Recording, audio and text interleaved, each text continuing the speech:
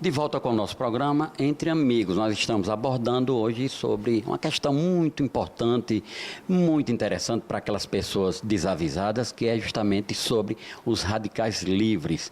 E a explanação que o Dr. Cláudio fez, muito pertinente, suscitou uma determinada pergunta. Aliás, eu já vinha formulando essa pergunta há mais tempo e acabei lembrando dela agora.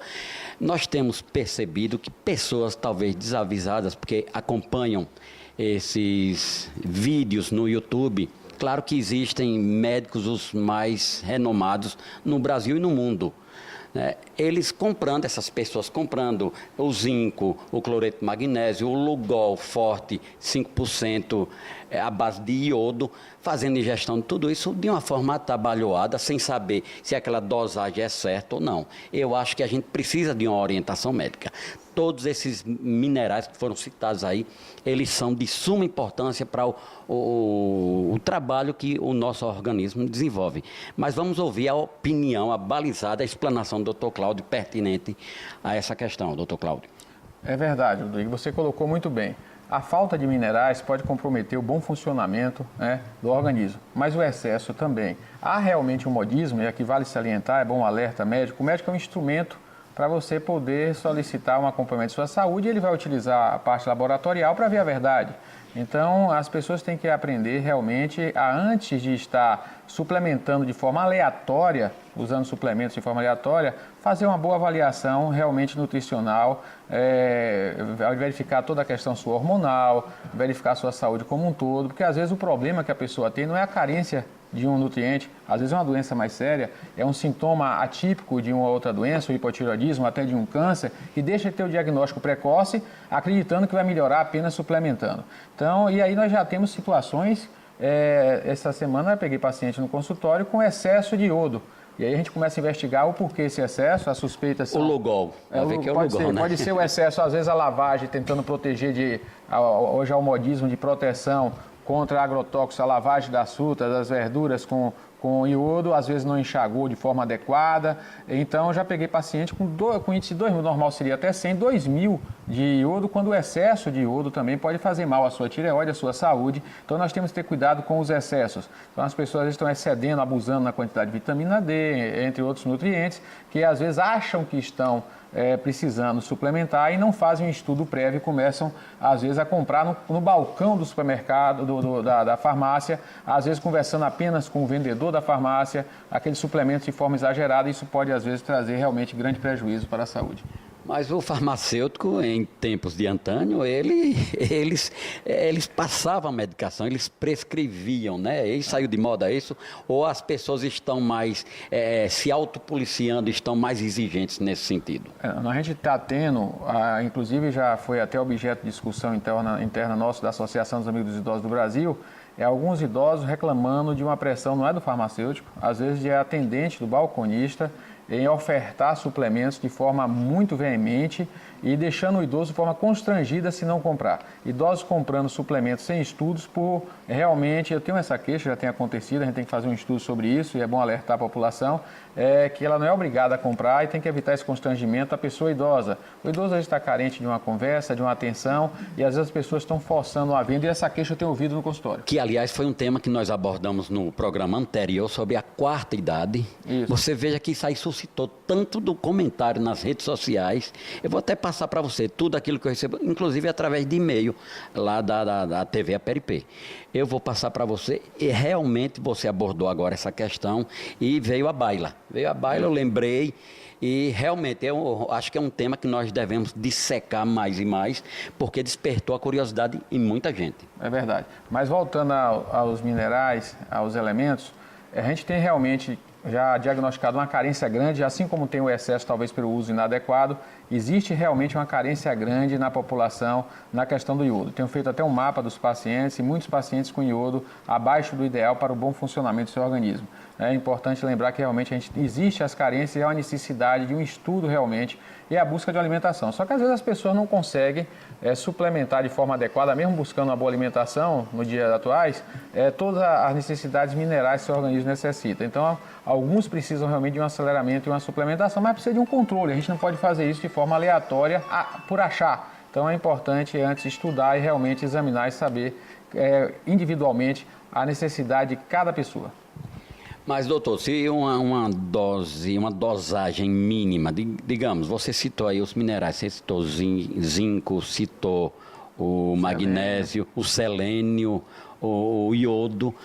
Se a pessoa tomar em dosagens baixas, também não vai resolver. Tem que ser uma coisa balanceada, não é verdade? É por isso que é importante fazer um estudo sobre suas necessidades. Esse estudo deve ser individual. As pessoas, elas têm realmente, a gente sabe que o ideal seria uma alimentação variada, rica em elementos que fornecessem todos os nutrientes. Só que algumas pessoas têm consciência de que é muito difícil modificar seu comportamento alimentar. E aí elas tentam o quê?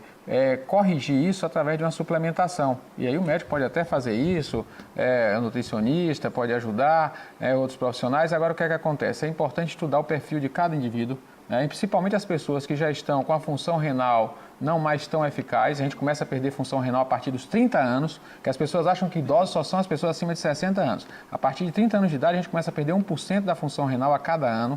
Ninguém com 40 anos de idade consegue dizer mais que tem 20, eu já disse isso aqui em programas anteriores. E dificilmente um Neymar vai estar na Copa do Mundo com 40 anos de idade, porque a partir de 30 a gente começa a perder resistência, a partir dos 40 nós já estamos muito vulneráveis. 60 anos, chamar de idoso é a idade, conceito de ponto de vista legal, para direitos, para a questão de poder isso ou aquilo do ponto de vista junto ao governo. Então, essa questão de somente começou a envelhecer depois dos 60, não.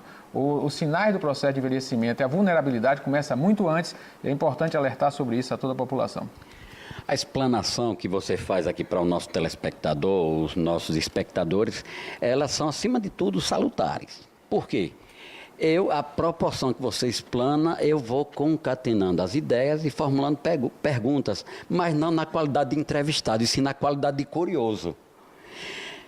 Eu não quero sair do foco do tema que nós estamos abordando, Radicais Livres, mas me fale uma questão que está sendo trazida à baila de forma consistente, é o óleo de coco. Ele é bom ou é ruim?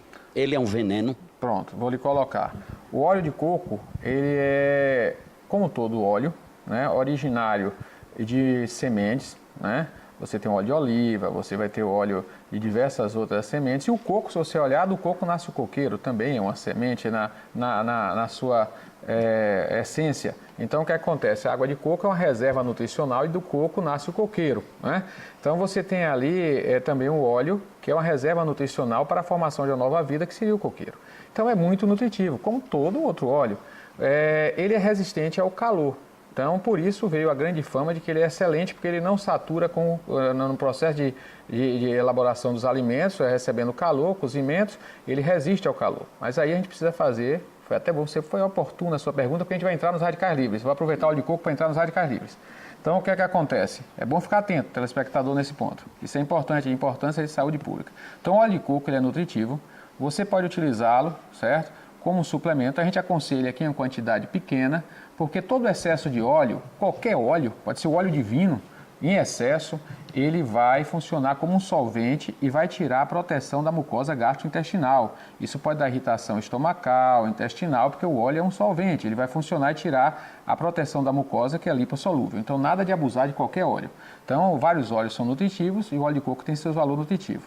Qual é o problema da questão do óleo? Como ele é resistente ao calor, as pessoas estão abusando e começando a fritar muito com óleo de coco. Então, o óleo de coco, ele pode resistir ao calor, como diversas pessoas colocam, até médicos no YouTube. O calor resiste, não satura. Eu não vou discutir a questão dele já ser muito saturado, o tipo de ácido graxo, não vou entrar nisso agora que o tempo é curto. Mas eu vou porque vai todos os óleos, a gente vai entrar na questão do radical livre.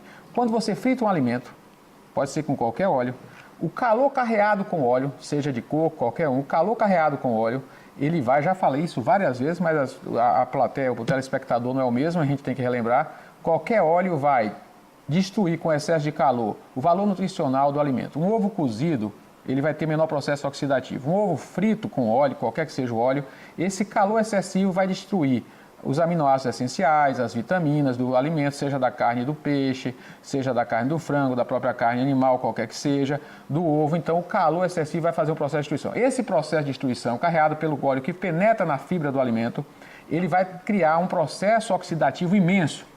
A fritura, depois do cigarro, nos estudos de geriatria e gerontologia, já tem mais de 40 esse conhecimento não é novo, isso não é novo para a geriatria e gerontologia, que é a ciência que realmente estuda o envelhecimento humano há décadas no nosso mundo, né? Então, o que é que acontece? A fritura, depois do cigarro, é considerada, pelos conhecimentos em gerontologia, o maior acelerador do envelhecimento humano. Por quê? Porque toda fritura é rica em radicais livres. O óleo de coco pode aguentar o calor, mas o alimento não vai aguentar o calor do óleo. E a reação química na destruição das fibras, dos elementos nutricionais, vai produzir muito radical livre. E isso vai acelerar o processo de envelhecimento. Então, o ideal é você, qualquer que seja o óleo, pode até consumi-lo, pode ser saudável e nutritivo, em pouca quantidade e evitar a fritura.